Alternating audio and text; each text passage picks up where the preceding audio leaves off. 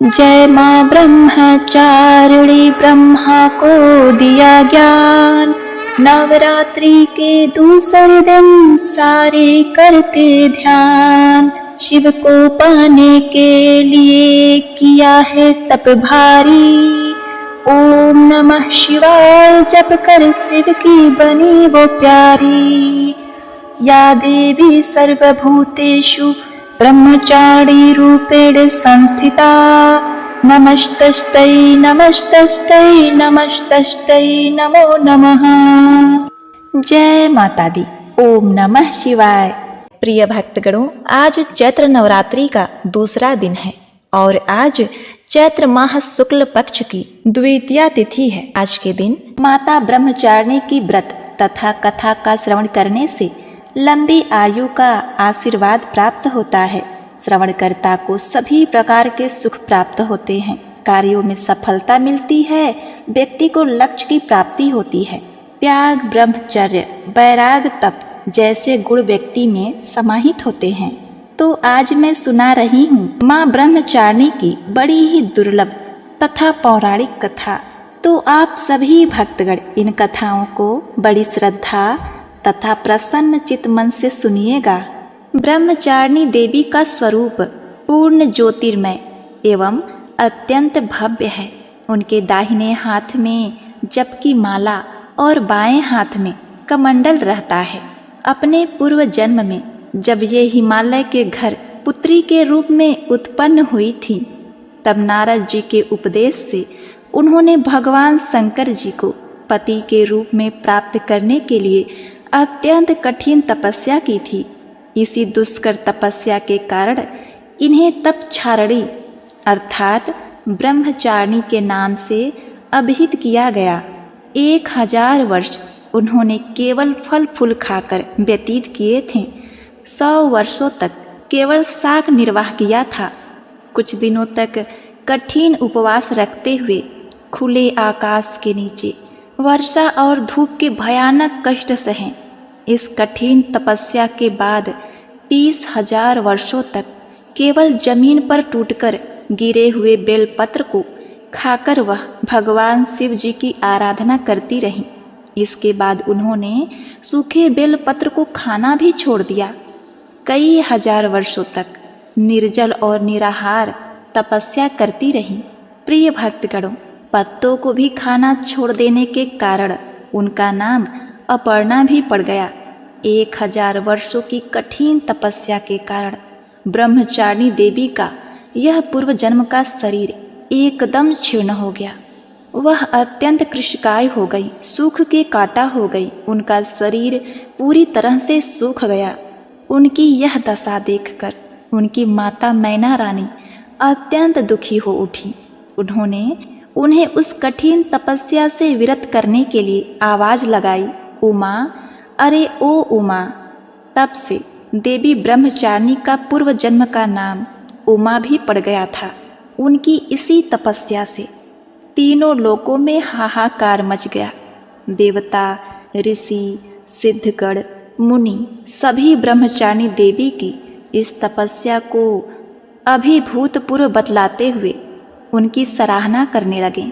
अंत में पितामह ब्रह्मा जी ने आकाशवाणी के द्वारा उन्हें संबोधित करते हुए प्रसन्न स्वर में कहा, हे देवी, आज तक किसी ने भी ऐसी कठोर तपस्या नहीं की थी। ऐसी तपस्या तुम ही से संभव थी। तुम्हारे इस अलौकिक कृत्य की चतुर्दिक सराहना हो रही है। तुम्हारी मनोकामना परिपूर्ण होगी। भगवान चंद्रमौली शिव जी तुम्हें पति रूप में प्राप्त होंगे। अब तुम तपस्या से विरत होकर घर लौट जाओ। शीघ्र ही तुम्हारे पिता तुम्हें बुलाने आ रहे हैं। प्रिय भक्तगणों, माँ ब्रह्मचारिणी के इस कठोर तपस्या को देखते हुए भगवान शिव जी ने कई बार उनकी परीक्षा भी ली। उस परीक्षा में देवी माँ उत्तीर्ण हुई और इससे प्रसन्न होकर महादेव भगवान भोलेनाथ ने माता ब्रह्मचारिणी को अपनी अर्धांगिनी स्वीकार किया, उन्हें आशीर्वाद दिया तथा उनसे विवाह किया। माँ दुर्गा का यह दूसरा स्वरूप भक्तों और सिद्धों को अत्यंत फल देने वाला है। उनकी उपासना से मनुष्य में तप, त्याग, वैराग्य, सदाचार, संयम की वृद्धि होती है। जीवन के कठिन संघर्षों से भी उसका मन कर्तव्य पथ से विचलित नहीं होता है। माँ ब्रह्मचारिणी देवी की कृपा से उसे सर्वत्र सिद्धि और विजय की प्राप्ति होती है। दुर्गा पूजा के दूसरे दिन इन्हीं के स्वरूप की उपासना की जाती है। इसी दिन साधक का मन स्वाधिष्ठान चक्र में उपस्थित होता है। इस चक्र में अवस्थित चित्त वाला योगी ब्रह्मचारिणी जी की कृपा व भक्ति सहज ही प्राप्त कर लेता है। एक बार प्रेम से बोलिए, माता ब्रह्मचारिणी की जय। जय हो माँ शारदा, जय माँ भवानी। अपने सभी भक्तों का दुख दूर करो माँ। जय माता दी। ओम नमः शिवाय। प्रिय भक्तगणों, अब आइए सुनते हैं माता रानी की दूसरी कथा। एक राजा और एक रानी थी। बहुत दिनों तक उनके कोई संतान नहीं हुई। बहुत जप तप करने के बाद कई सालों बाद उनको एक संतान की प्राप्ति पुत्र रूप में हुई। अब राजा और रानी बहुत खुशी से अपना राजपाट संभालने लगे। कई दिनों तक ऐसे चलता रहा। देखते देखते पुत्र 4-5 साल का हो गया। एक दिन की बात है, रानी दोपहर में बच्चे के साथ सो रही थी और बच्चे की नींद खुल जाती है। वह उठकर बाहर की ओर जाने लगा, क्योंकि उसको बाहर जाने नहीं दिया जाता था। तो वह माँ को सोता देखकर उसके मन में बाहर जाकर अपनी उम्र के बच्चों के साथ खेलने की इच्छा हुई और वह छिपकर बाहर चला गया। वह खेलते खेलते बहुत दूर चला गया और वह किसी दूसरे गांव में जा पहुंचा। इधर जब रानी की नींद खुली तो वह बच्चे को अपने पास ना देखकर बहुत हैरान हुई। फिर बच्चे की खोजबीन शुरू की गई। बहुत प्रयास करने के बाद सफलता हासिल नहीं हुई, अर्थात बच्चा उनको नहीं मिला। अब राजा रानी फिर से दुखी हो गए। अब वह बच्चा उस गांव में एक ग्वाले के घर पहुंचा तो ग्वालिन ने उससे पता पूछा कि हे पुत्र, तुम कहाँ से आए हो? तो वह बच्चा अपने बारे में कुछ बता नहीं सका, क्योंकि वह बड़ा छोटा था, उसको कुछ पता नहीं था। वह केवल बच्चों के साथ खेलते खेलते दूर चला गया था। तो ग्वाला ने कहा कि जब यह बच्चा अपना नाम नहीं बता पा रहा है तो इसको अपने पास रख लो। जैसे तुम्हारे 2 बच्चे हैं वैसे ही यह तीसरा रहेगा। अब इधर वह बालक ग्वाला के बच्चों के साथ घुल मिलकर खेलने लगा और कुछ दिन बीत भी गए। एक दिन ग्वाला की नज़र उस बच्चे के हाथ पर पड़ी तो वह देखा कि उसके हाथ में किसी का नाम लिखा हुआ है। तो वह बच्चे से पूछा, पुत्र, यह किसका नाम लिखा है? तो उस बच्चे ने कहा, यह हमारे पिताजी का नाम लिखा है। तो ग्वाला ने कहा कि हम आपके पिताजी का नाम ढूंढते हुए घर पर चलेंगे। अब देखिए, इधर जब राजा शिकार पर निकल जाते हैं तो रानी रोज अपने बच्चे को इधर उधर ढूंढती है, क्योंकि माँ का हृदय था। वह दिन भर तड़पती अपने बच्चे के याद में, इधर उधर बाग बगीचे में देखती कि कहीं मेरे बच्चे का कोई संदेश आ जाए। रानी यही सोचती कि इतने दिन बाद एक संतान हुई थी तो मैंने लापरवाही में वह भी अपने हाथ से गंवा दिया। अब रानी एकदम निराश होकर एक गांव में पहुंची तो वहां उसने देखा कि कुछ औरतें मिलकर देवी माता की पूजा कर रही थी।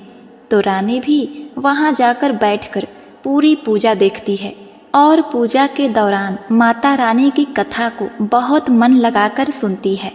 पूजा खत्म हो जाने के बाद सारी सुहागिनें रानी को प्रसाद देती हैं। तब रानी ने पूछा, बहन, आप किसकी पूजा कर रही हैं? हमको भी बताइए। तब सभी सुहागिनों ने कहा कि हम माँ भवानी, माँ दुर्गा की पूजा कर रहे हैं। माता बहुत ही दयालु हैं। यह अपने भक्तों के संकट को क्षण मात्र में दूर कर देती हैं। बस ध्यान करने वाली बात है कि तब तक आपकी मनोकामनाएं तुरंत पूरी हो जाती हैं। जब आपकी मनोकामनाएं पूरी हो जाएं तो आप तुरंत माँ देवी की पूजा करिए। आप जो मन्नतें मांगती हैं उसे पूरा करिएगा। मनोकामना पूर्ण होने के बाद माता रानी की पूजा तुरंत ही कर लेना चाहिए, उनको टालना नहीं चाहिए। तो रानी ने अपने मन में सोचा कि अगर माँ भवानी, माँ दुर्गा ने हमारा बच्चा सकुशल वापस हमारे पास पहुँचाया तो हम भी इसी तरह से सभी सुहागिनों के साथ माता रानी की पूजा करेंगे। उधर रानी का यह मन्नत मानना हुआ कि इधर ग्वाला बच्चे को लेकर उसके पिता की तलाश में निकल पड़ा। वह कई जगह ढूंढते हुए काफ़ी देर बाद गांव के किनारे पहुंचा तो एक व्यक्ति से पूछा कि भैया, इस नाम के व्यक्ति को क्या आप जानते हैं? तो वह आदमी ने बताया, हाँ भैया, यह हमारे राजा का नाम है, उनका पुत्र खो गया है, क्या यह उन्हीं का पुत्र है? यह बताकर ग्वाला को घर का पता बताया।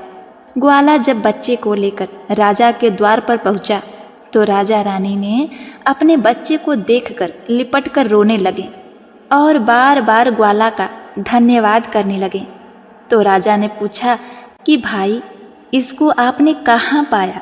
तो ग्वाला ने कहा, राजा साहब, यह बालक घूमते घूमते हमारे गांव आ पहुंचा था, तब हमने इससे इसका पता पूछा तो बालक कुछ न बता सका। एक दिन खेलते खेलते जब मेरी नज़र इसके हाथ पर गई तो उसका नाम लिखा हुआ था और उसी नाम के सहारे हमने इसको आप तक पहुंचाया है। प्रिय भक्तगणों, रानी की खुशी की सीमा न थी।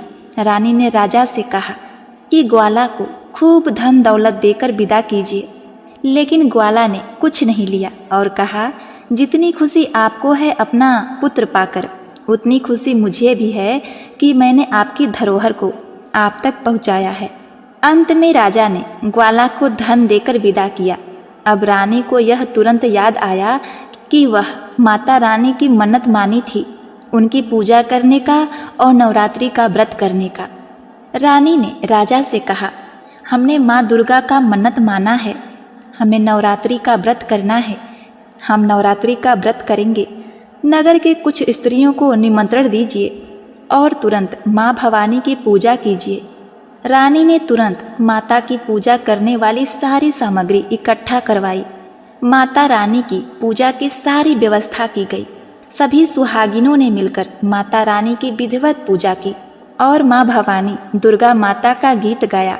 जिन सुहागिनों को माता रानी की कथा आ रही थी, उन्होंने माता रानी की कथा सुनाई और फिर अंत में सभी सुहागिनों ने मिलकर माता रानी की आरती की और उनसे प्रार्थना की कि हे माँ, जिस तरह आपने हमारे संकट को दूर किया, ऐसे ही जो आपको याद करे आप उनके भी संकट को तुरंत दूर करना।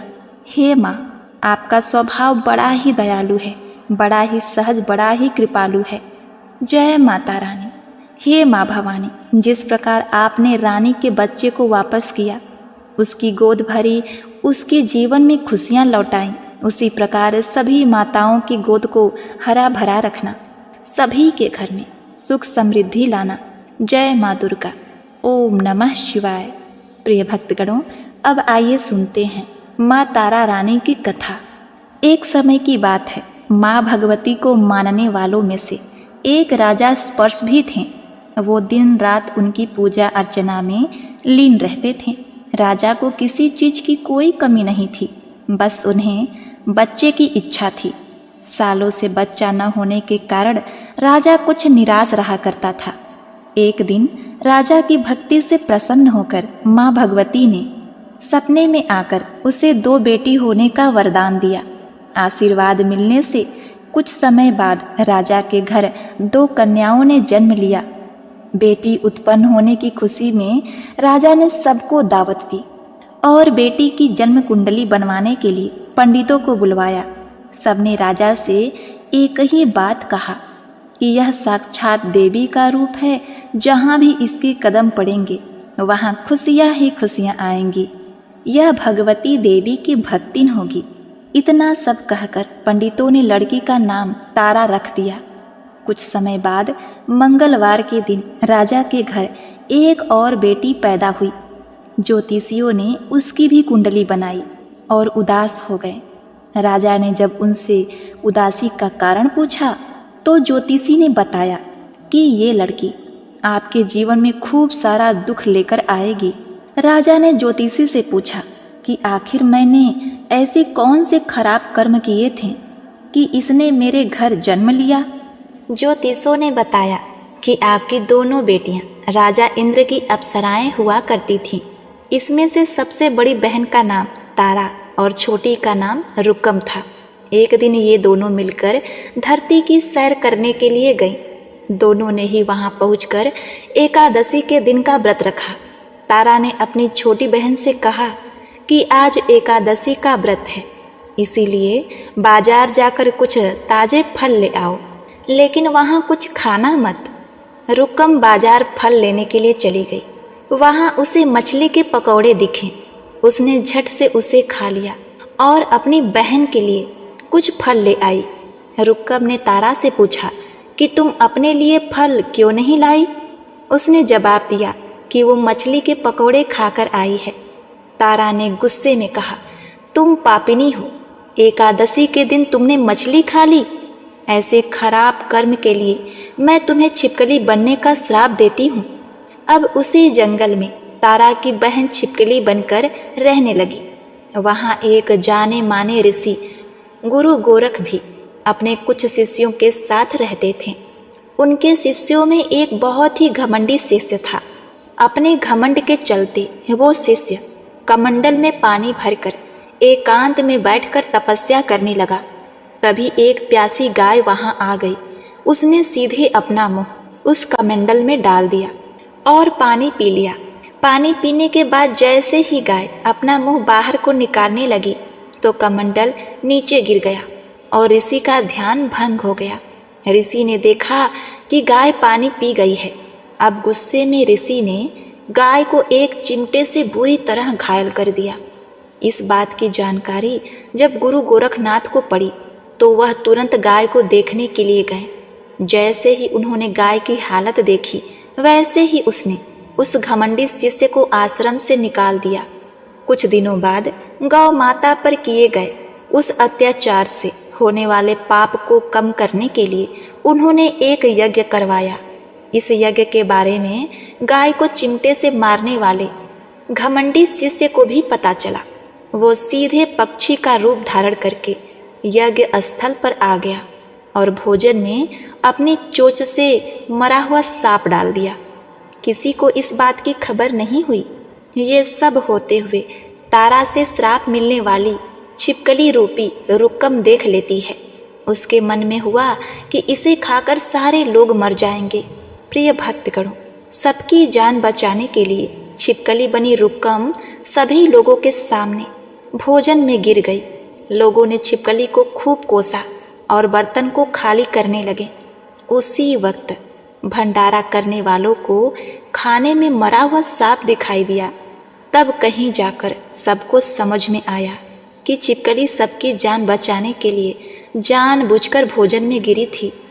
एक छिपकली होने के बावजूद भी इतने अच्छे विचार होने की वजह से यज्ञ में मौजूद सारे महत्वपूर्ण लोगों ने कहा कि हमें छिपकली की मुक्ति के लिए प्रार्थना करनी चाहिए।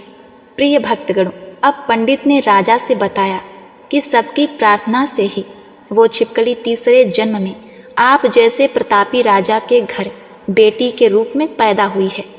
वही तारा ने दूसरे जन्म तारामती के रूप में लिया और अयोध्या के राजा हरिश्चंद्र से विवाह किया। इतनी सब बातें कहने के बाद पंडितों ने राजा स्पर्श को रुकम को मारने की सलाह दी। इस बात पर राजा बोले, मैं किसी पुत्री को कैसे मार सकता हूँ, ऐसा करना पाप होगा। फिर ज्योतिष ने कहा कि एक संदूक में सोना चांदी लगवाकर उसके अंदर लड़की को रख देना और संदूक को पानी में बहा देना। उसमें लगा हुआ सोना चांदी देखकर लोग नदी से संदूक जरूर निकालेंगे और लड़की की जान बचा लेंगे। राजा ने ज्योतिषों ने जैसा बताया था ठीक वैसा ही किया। नदी में सोना चांदी जड़ा हुआ संदूक देखकर काशी के पास ही एक भिंगी ने उसे बाहर निकाल लिया। उसकी कोई संतान नहीं थी, इसीलिए उसने संदूक के अंदर की कन्या को पालने का फैसला किया। उस कन्या को भिंगी व उसकी पत्नी ने खूब प्रेम से पाला और रुक्को नाम रख दिया। बड़ी होते ही दोनों ने रुक्को का विवाह कर दिया। रुक्को की सासू माँ तारामती और राजा हरिश्चंद्र के महल में साफ सफाई का काम किया करते थे। कुछ दिनों बाद रुक्को की सासू माँ बीमार हो गई, जिसकी जगह रुक्को वहाँ काम करने लगी।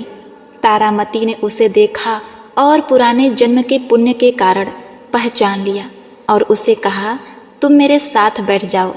रुक्को ने बोला कि मैं तो अभागिन हूँ, इसीलिए आपके साथ नहीं बैठ सकती। तब तारामती ने उसे बताया, तुम पूर्व जन्म में मेरी ही बहन थी। तुमने एकादशी के व्रत के दिन मछली खा ली थी, तो मैंने तुम्हें दंड देते हुए छिपकली बना दिया।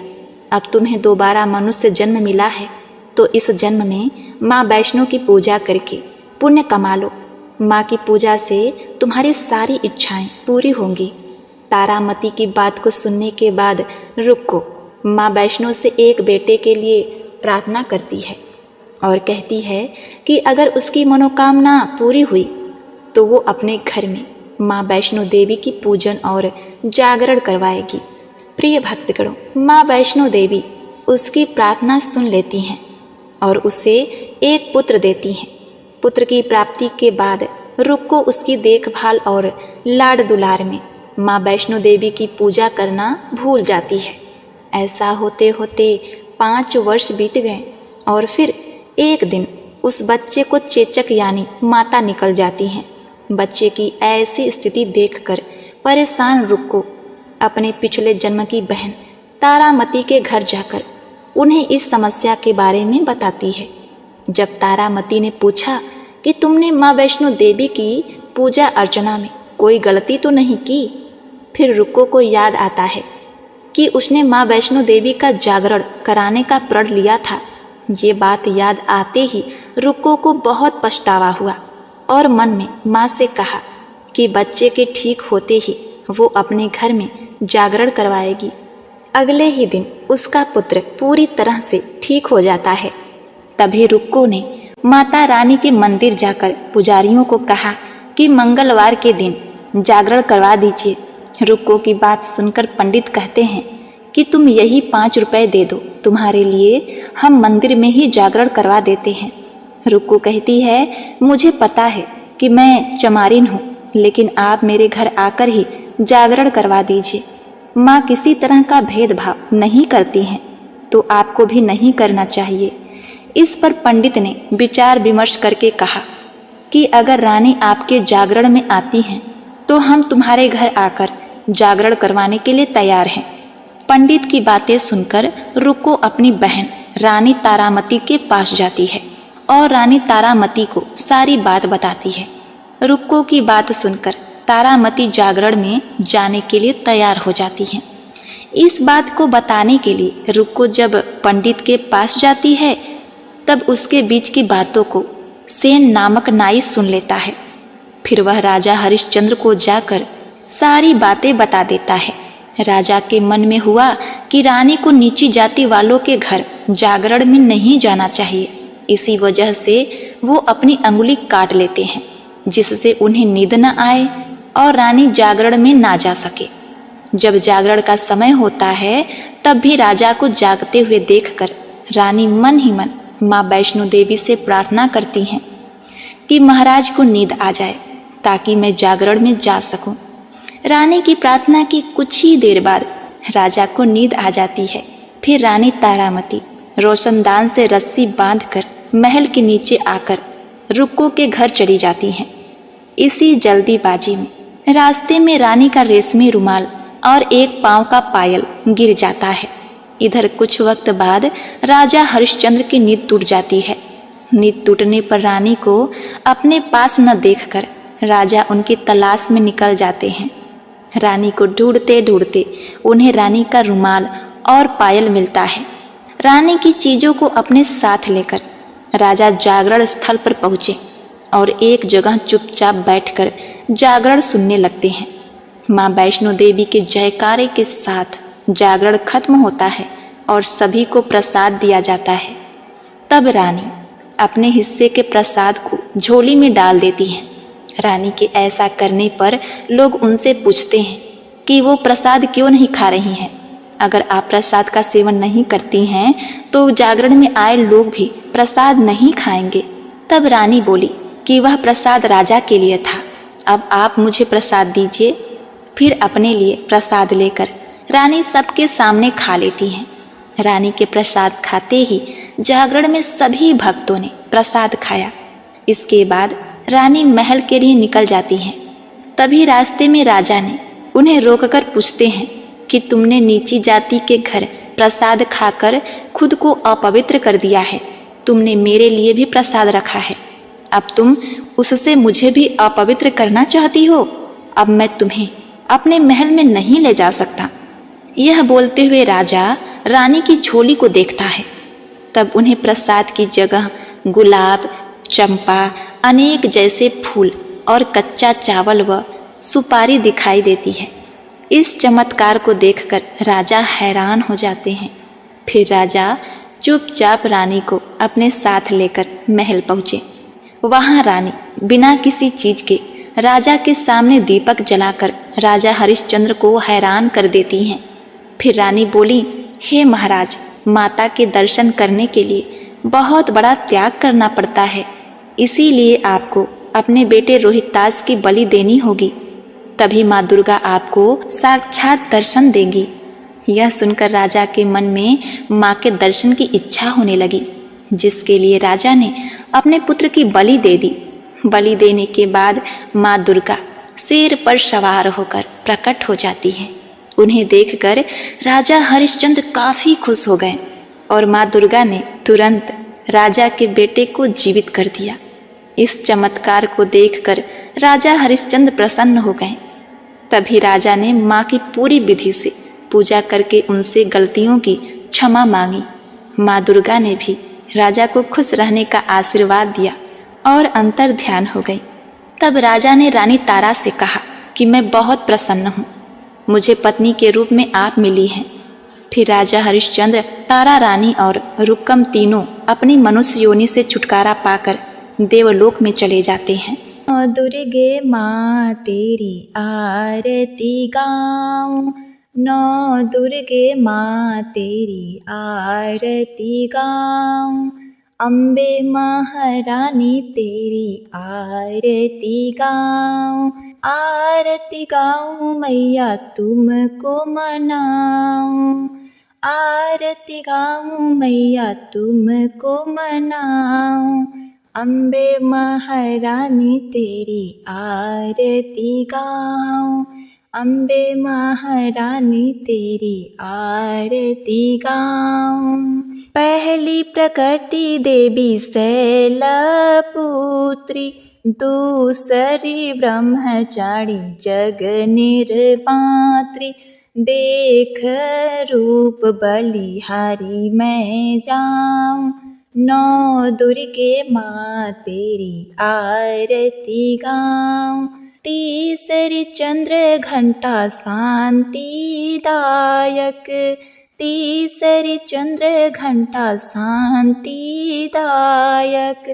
चौथी कोसमांडा जग की नायक, माँ के चरणों में शीस नवाऊं, नौ दुर्गे माँ तेरी आरती गाऊं, नौ दुर्गे माँ तेरी आरती गाऊं। पांचवें स्कंद माँ भाग्य की दाती, पांचवें स्कंद माँ भाग्य की दाती, छठी कात्यायनी तुष्टि दाती, ज्योत जलाऊं मैया सुमिरन गाऊं, ज्योत जलाऊं मैया सुमिरन गाऊं, नौ दुर्गे माँ तेरी आरती गाऊं, नौ दुर्गे माँ तेरी आरती गाऊं। सातवीं काल रात्रि शुभ फलदायक, सातवीं काल रात्रि शुभ फलदायक, आठवीं महागौरी शक्तिदायक, महाशक्तिदायक, की महिमा मैं गाऊं, महाशक्ति की महिमा मैं गाऊं। नौ दुर्गे माँ तेरी आरती गाऊं, नौ दुर्गे माँ तेरी आरती गाऊं। नवी महामाई माँ सिद्धिदात्री, नवी महामाई माँ सिद्धिदात्री। नौ दुर्गा पूजन से पूर्ण नवरात्रि, नौ दुर्गा पूजन से पूर्ण नवरात्रि। दुर्गा पूजन का आनंद पाऊं, नौ दुर्गा माँ तेरी आरती गाऊं, नौ दुर्गा माँ तेरी आरती गाऊं। अम्बे महारानी तेरी आरती गाऊं, नौ दुर्गा माँ तेरी आरती गाऊं। आरती गाऊं मैया तुमको मनाऊं, आरती गाऊं मैया तुमको मनाऊं। अम्बे महारानी तेरी आरती गाऊं, अम्बे महारानी तेरी आरती गाऊं, अम्बे महारानी तेरी आरती गाऊं। बोलिए अम्बे मात की जय। हर हर महादेव।